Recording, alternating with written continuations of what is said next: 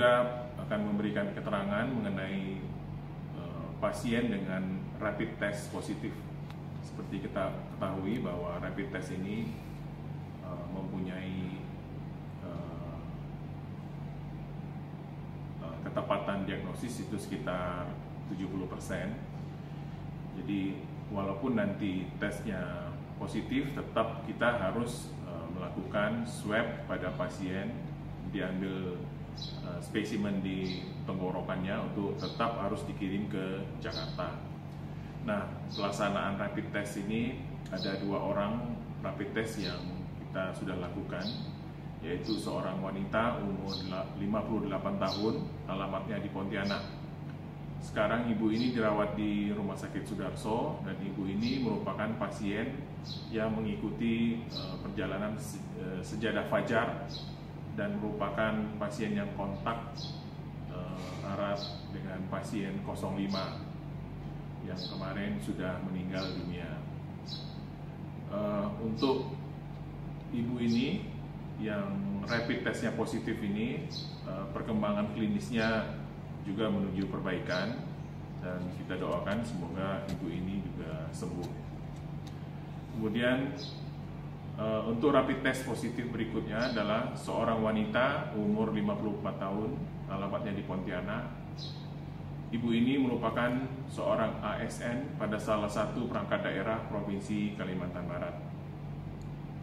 Ibu ini melakukan perjalanan dinas ke Depok pada tanggal 2 sampai 4 Maret 2020.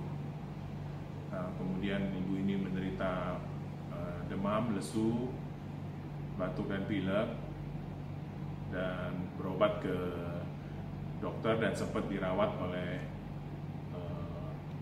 di rumah karena anaknya merupakan seorang paramedis ya. Sekarang ibu ini sedang diisolasi, dirawat di Rumah Sakit Sultan Syarif Muhammad Al-Qadri di Pontianak. Ibu ini juga dalam keadaan sehat, menunjukkan perbaikan, dan kita juga berdoa agar ibu ini dapat kembali sehat.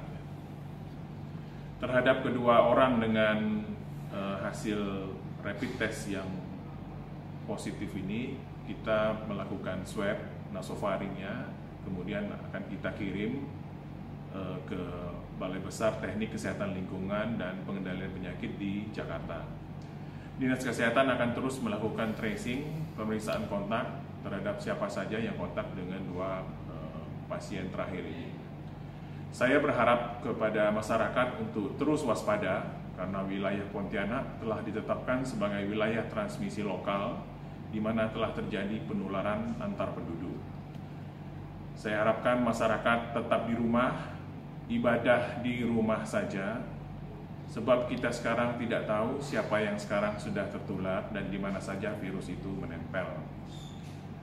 Keluar rumah saya harapkan hanya untuk hal-hal yang sangat penting, kemudian jaga jarak dengan orang lain sekitar 1-2 meter. Lakukan cuci tangan sesering mungkin, terutama sebelum menyentuh wajah. Gunakan masker bila batuk dan pilek. Disinfektan secara mandiri rumah dan halaman dengan menggunakan klorin. Klorin ini terdapat pada cairan pemutih pakaian. Jadi kita bisa campur 1 bagian klorin ditambah 20 bagian air. Nah, itu yang disemprotkan di dalam rumah kita ataupun bisa di luar rumah. Sering jemur minimal 1 jam perabotan rumah di bawah sinar matahari, misalnya permadani atau karpet. Tapi sebaiknya untuk sekarang ini permadani atau karpet tidak kita gunakan di rumah. Kalau Anda gunakan, tetap setiap hari harus kita semprot dengan Baiklin. Jemurlah kursi, sofa, atau tempat tidur dan lain-lain di bawah sinar matahari. Ikuti pola hidup bersih dan sehat, istirahat yang cukup, olahraga teratur di dalam rumah atau di halaman rumah, kemudian makan dengan gizi seimbang, perbanyak makan sayur dan buah, kemudian terus berdoa agar kita semua, agar Kalimantan Barat dapat segera keluar dari masalah COVID-19 ini. Assalamualaikum warahmatullahi wabarakatuh.